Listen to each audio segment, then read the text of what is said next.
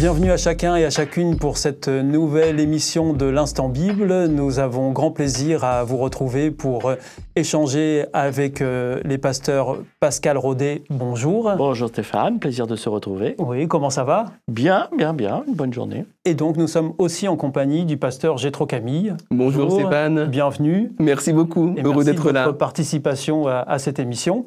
Alors aujourd'hui, je vais peut-être commencer par une question qu'on pourrait qualifier de familière ou bien de curieuse ou d'indiscrète.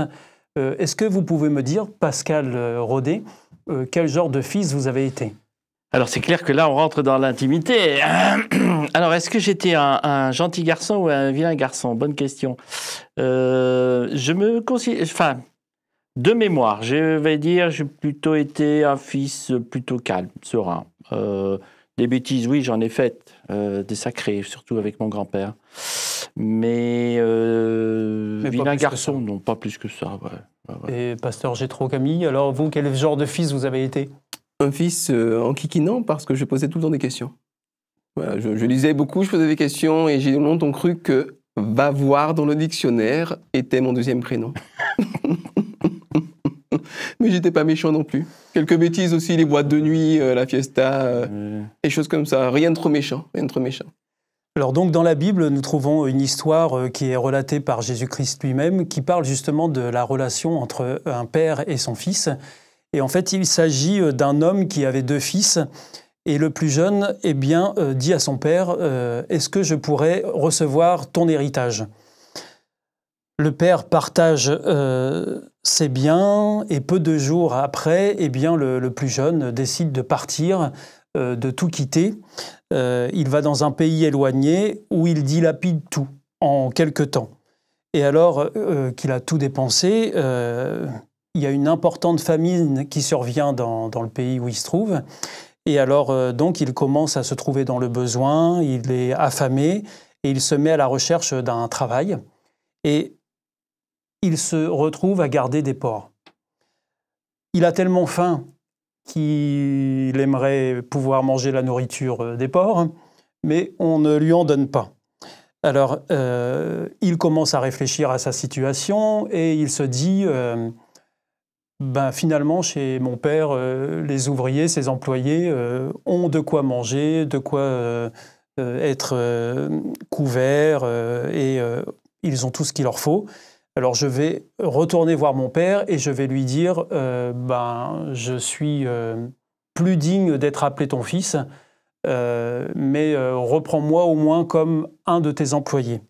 Et alors donc il se met ça en tête, il se met en chemin pour rentrer chez son père et son père le voit arriver au loin et va à sa rencontre et il se jette à son cou, il l'embrasse.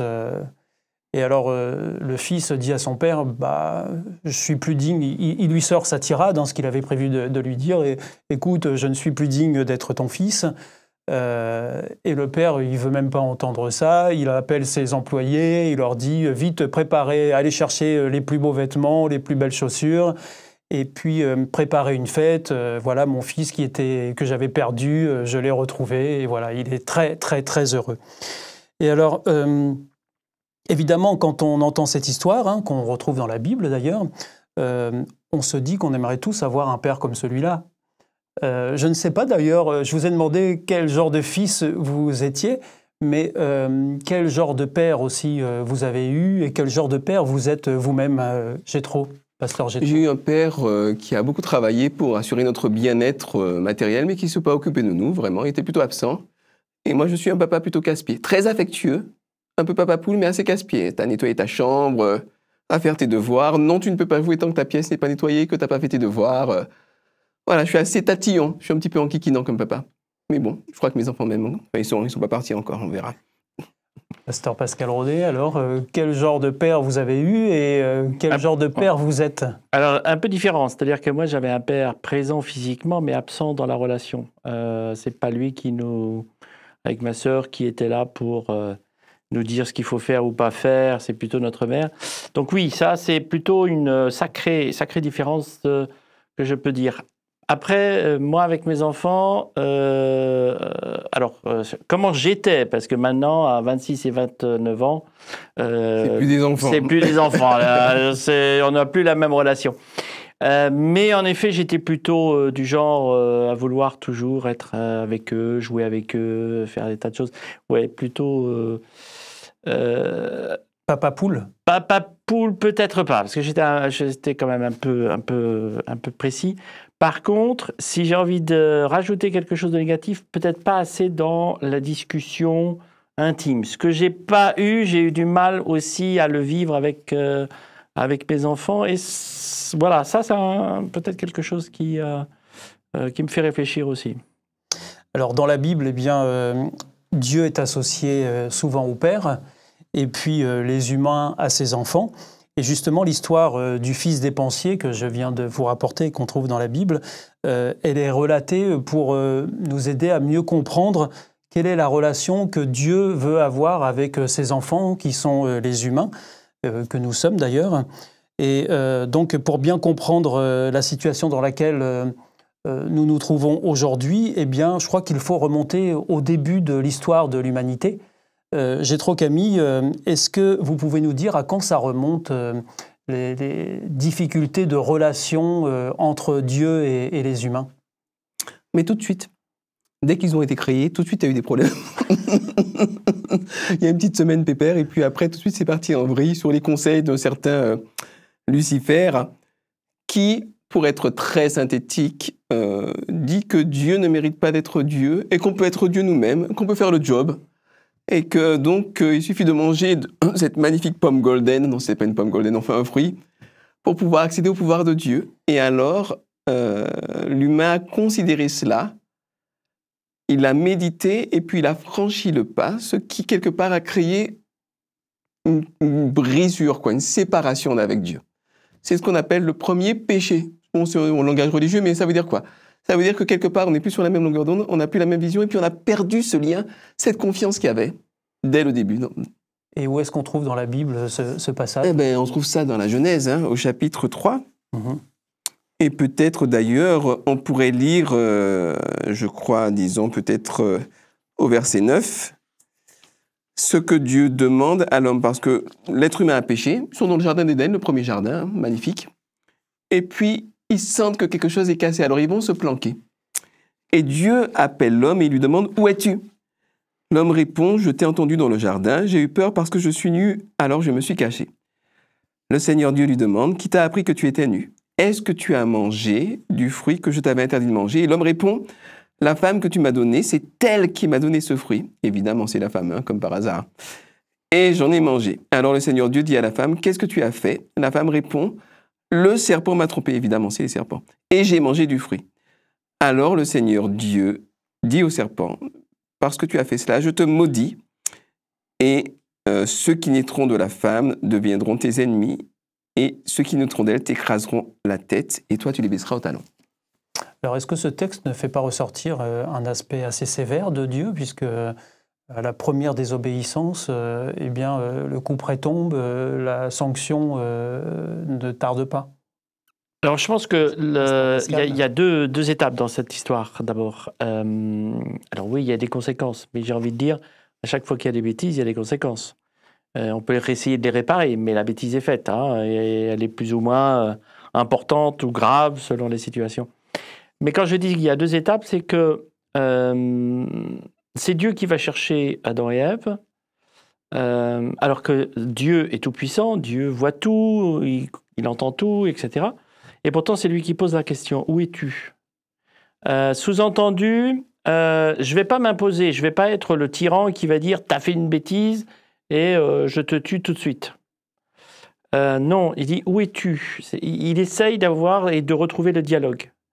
Et je trouve que, alors que c'est l'homme et la femme qui ont arrêté le dialogue avec Dieu, puisque en mangeant ce fruit, comme l'a dit Jétro, c'est aussi ça l'acte de prendre le fruit. C'est de se dire, je refuse d'écouter Dieu alors qu'il m'a dit qu'il ne fallait pas en manger. Donc je coupe la parole, je coupe la relation, je coupe la discussion avec Dieu.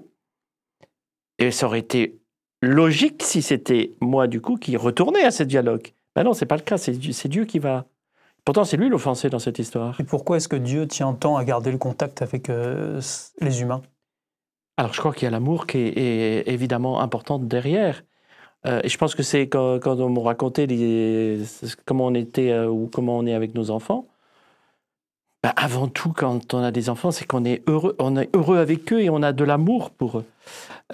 Et toute la difficulté qu'il y a de rentrer en dialogue, c'est de se dire, il y a une bêtise de fait de nos enfants, mais c'est à moi aussi d'essayer de les aider à retrouver une stabilité, une confiance en eux et en moi, même s'ils ont fait une bêtise, qu'ils aient encore confiance en moi en tant que père.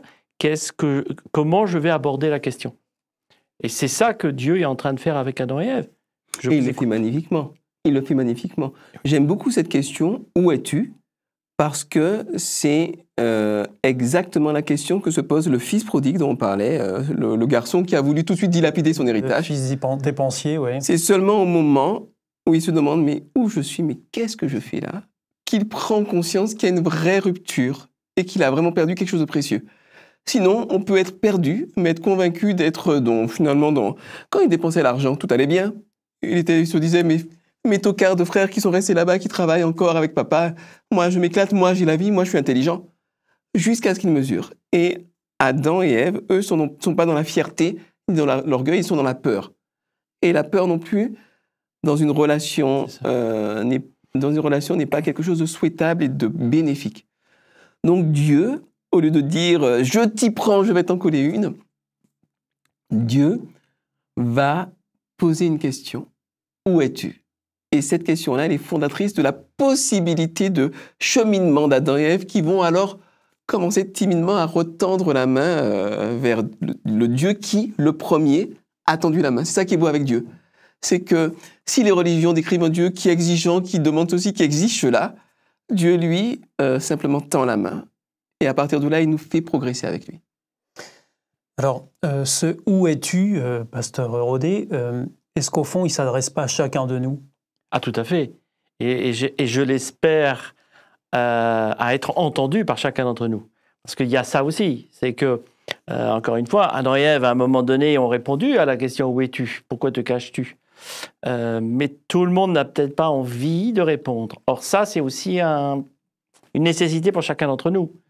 C'est au moment où, quand je lis Dieu qui me dit « où es-tu? Où en es-tu? Qu'est-ce que tu fais? Comment ça se passe? » etc. Je suis prêt à répondre ou pas? Je suis prêt à reconnaître les choses ou pas? Comme le fils prodigue. Là, il a commencé à se dire « Attends, mais là, qu'est-ce que je fais là? C'est n'importe quoi. » Il y a cette nécessité-là de se dire... Et peu importe le comportement qu'on a pu avoir jusqu'à ce moment-là, au moment où Dieu nous demande « où es-tu ?», il est prêt à nous accueillir. Je crois que l'histoire du fils prodigue est vraiment un acte très fort quand même. Certes, prendre le fruit, c'est aussi un acte fort de la part d'Adam et Ève. Mais le fils prodigue, c'est quand même demander l'argent de son héritage alors que le père n'est pas mort, même si physiquement on ne l'a pas tué, ce père... Au moins symboliquement. Au moins symboliquement, quelque part. On l'assassine. Hein. C'est-à-dire qu'à un moment donné, je suis en train de lui dire « Bon, papa, c'est bon, j'en ai marre de toi, donne-moi ce qui est ma part, et puis hop, je vais vivre autrement. » C'est ça. Il a volontairement enlevé la moitié des biens de son père, de son vivant. Ce qui est quand même, quelque part, un acte assez violent. Et pourtant, le père n'a rien dit, n'a fait aucune remarque, et il l'a accepté. Donc oui, quelque part, y a des actes ici, dans la vie, des actes négatifs qui sont de tout type, qui peuvent être entendus par Dieu. D'ailleurs, si je peux dire un petit mot à ce sujet-là, aussi bien Adam et Ève que le fils prodigue n'ont ni compris le caractère du père, parce que l'un vient à genoux, prends-moi comme un de tes esclaves ou un de tes serviteurs, etc. Et Adam et Ève se planquent carrément, ils ne viennent même pas, ils se cachent. Donc ils n'ont pas compris le caractère du père et ils n'ont pas compris non plus leur propre valeur. Et c'est l'attitude du père vis-à-vis d'Adam et Ève et l'attitude du Père Céleste et l'attitude du père du fils prodigue qui va leur montrer ce qu'ils valent vraiment. Et on peut passer sa vie à côté de soi-même sans mesurer à quel point nous sommes des créatures extraordinaires et merveilleuses avec des potentialités fantastiques que Dieu, lui, voit. Et alors, est-ce que la Bible nous rapporte jusqu'où Dieu le Père est prêt à aller pour garder le contact avec nous? C'est un absolu. Hein. Dans la Bible, il est prêt à tout donner. On parle même de donner sa vie, quoi que ça puisse vouloir dire d'un point de vue théologique, on peut discuter, mais c'est quelqu'un qui a été prêt à essuyer le crachat sur ses joues, les tortures, enfin, il s'est incarné en Jésus-Christ, et il a voulu montrer à quel point c'était bien d'être gentil, d'être bon. Ça lui a pas rapporté grand-chose dans l'immédiat, mais l'amour qu'il a révélé fait qu'on est plus d'1 milliard de chrétiens maintenant dans le monde, quoi. Alors, pasteur Rodet, pasteur Camille, nous arrivons au terme de cette émission. Et oui, le temps passe vite. Évidemment, il y aurait encore beaucoup à dire sur ce sujet-là, mais c'est pour ça qu'on se reverra dans une prochaine émission pour continuer à échanger sur ces thèmes-là. Vous viendrez nous parler, notamment lors de la prochaine émission, de ce que Dieu a prévu pour ses enfants, nous les humains, pour qu'on soit à nouveau près de lui. Et si vous souhaitez en savoir plus sur ce sujet, l'équipe de l'Instant Bible aura plaisir à répondre à vos questions que vous nous ferez parvenir. Messieurs, pasteur Jétro Camille, pasteur Pascal Rodet, merci beaucoup d'avoir participé à cette émission. Et puis, je vous souhaite de goûter aux retrouvailles avec votre père. Merci. À bientôt. Au revoir. Au revoir.